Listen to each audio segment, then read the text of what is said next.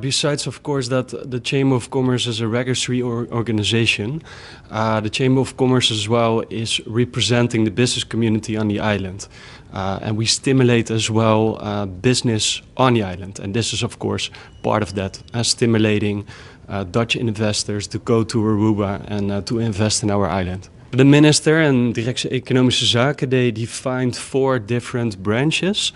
And those four different branches were invited as well to come to this summit. You can think of agricultural, creative, sustainable branches. So these 4 different branches are defined, and they are invited to come to this summit. We came in total with a group of 15 colleagues. We came to the island, 15 colleagues in total, including the minister, Directie Economische Zaken, Arina, and myself as the only person from the Chamber of Commerce. And we're all here to talk to the Dutch investors. We have a full house.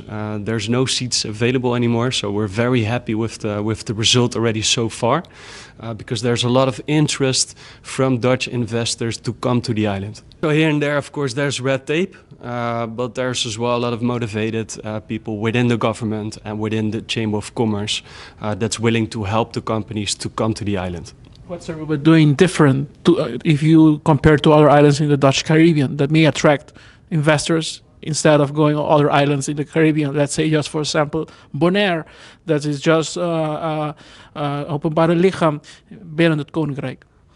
Well, what you see, of course, in Aruba is that the tourism and the economy is growing super fast.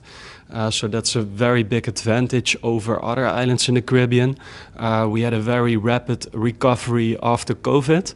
Last year we had 1,250,000 tourists already coming to the island, while in 2020 we had like close to 400,000.